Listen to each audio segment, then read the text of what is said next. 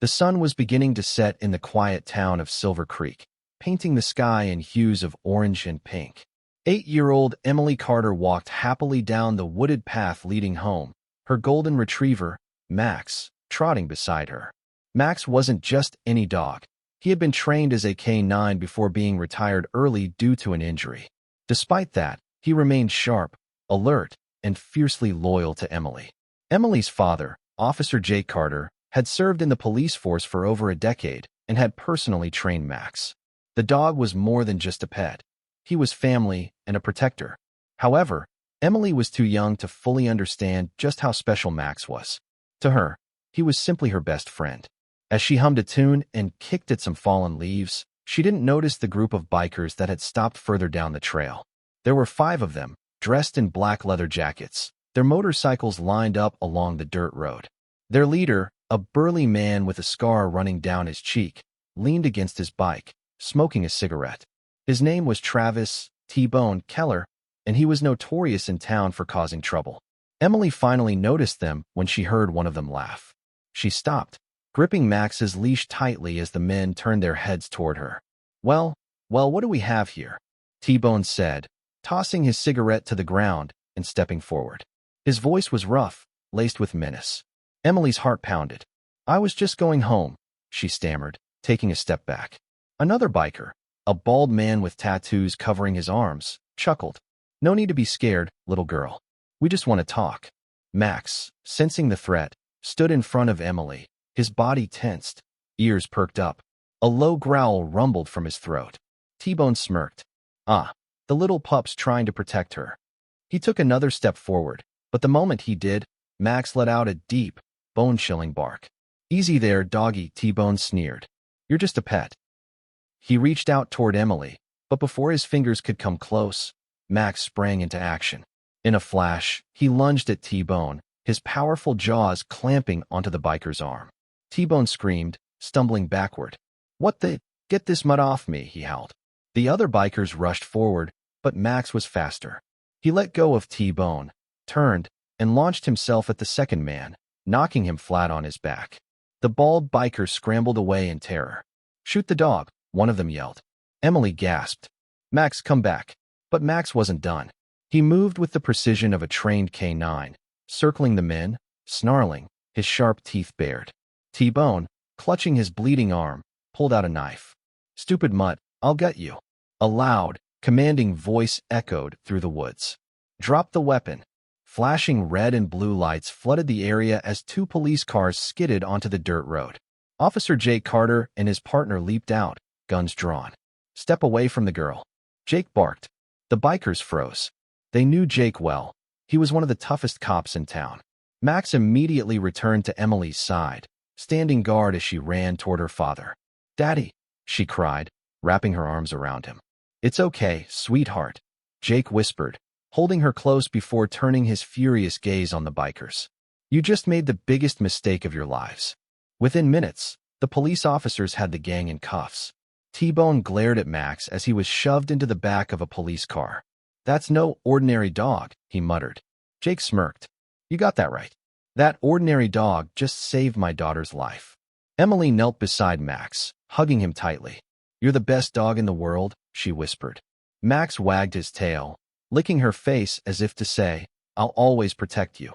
And from that day on, everyone in Silver Creek knew one thing. Emily Carter had a guardian angel in the form of a fearless, retired K9. The town of Silver Creek buzzed with news of the incident. The Carter family received endless praise from neighbors, and Max became a local hero. But deep in the shadows, the remnants of T-Bone's gang fumed with anger.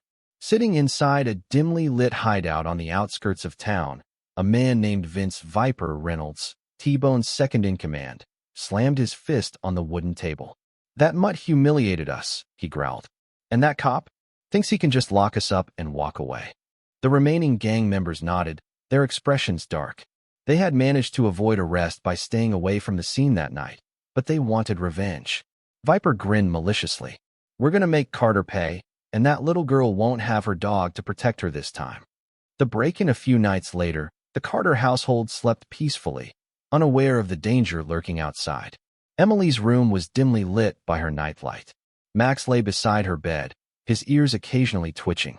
Even in sleep, his instincts remained sharp. Outside, 3 figures dressed in black crept toward the house. Viper motioned to one of them, who pulled out wire cutters and snipped the backyard fence open. "Quiet," Viper whispered. "We grab the girl, get back at Carter, and leave." They slithered through the backyard, but just as they reached the porch, Max's ears shot up. His eyes snapped open. Something wasn't right. In an instant, he was on his feet, hackles raised. A deep, warning growl rumbled from his throat. Inside the house, Jake Carter stirred. Years of police training had honed his instincts. He sat up, listening. Something felt off. Then he heard it, the unmistakable growl of his K-9 partner.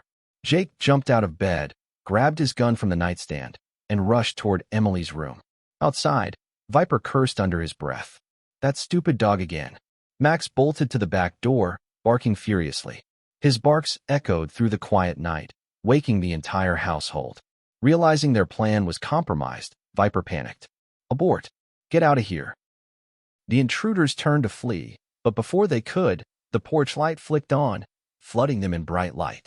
"Freeze." Jake's voice boomed. Viper and his men turned, only to find Jake standing at the back door, gun aimed directly at them. Max, without hesitation, lunged. The first thug screamed as the K-9 knocked him flat, his powerful jaws clamping down on the man's forearm. The second intruder barely had time to react before Max spun, slamming into him with the full force of his muscular body. Viper tried to run, but Jake fired a warning shot into the air. "Don't even think about it." The sirens of approaching police cars wailed through the night. Within minutes, the remaining gang members were handcuffed and shoved into the back of a patrol car. Viper glared at Max. "That mutt ruins everything." Jake smirked. "That mutt just saved my family." Again, Emily ran outside, hugging Max. "You did it. Boy, you saved us." Max wagged his tail proudly, licking her face. As the police cars disappeared into the night, Jake knelt beside Max, scratching behind his ears. "You may be retired, buddy, but you're still the best partner I've ever had." Max let out a happy bark, and the Carter family knew one thing for sure. No matter what, as long as Max was around, they were safe. The following morning, the Carter family sat in their backyard, enjoying the crisp morning air. Emily was curled up on the porch with Max, running her fingers through his golden fur. The events of the past few nights had shaken her, but knowing Max was by her side made her feel safe. Jake sat across from her, sipping his coffee while keeping a close eye on his daughter. His police instincts told him that this was the end of the gang's threats for now. T-Bone and his crew were locked away, and Viper had been arrested along with the other bikers. Still, he couldn't shake the feeling that danger could strike again at any time. Emily looked up at her father. "Daddy, will Max always be here to protect me?" Jake smiled, setting his mug down. "As long as he's able, sweetheart." "But you know what?" "What?" she asked, tilting her head. Jake leaned forward. "You're stronger than you think. And Max isn't just protecting you, you're protecting him too." Emily glanced at Max, who wagged his tail and nudged her with his nose. "I promise I'll always take care of him." Just then, a car pulled up in front of their house. It was Jake's police chief, Officer Reynolds, stepping out with a broad smile. "Morning, Carter," he greeted. "Heard about what happened last night. That dog of yours is a real hero." Jake chuckled. "Yeah, he's one of a kind." Reynolds nodded, then turned his gaze to Emily.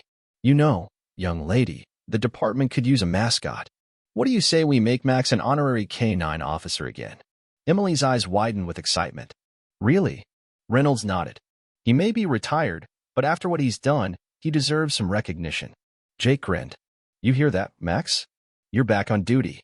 Max barked happily, his tail wagging. A few days later, the police department held a special ceremony. Officers lined up as Max, wearing a shiny new badge on his collar, stood proudly beside Emily and Jake. The town cheered as Reynolds handed Emily a certificate, officially naming Max an honorary K-9 once again. As Emily hugged her furry protector, she knew that no matter what happened, Max would always be by her side. Because heroes come in all shapes and sizes, even with 4 legs and a wagging tail.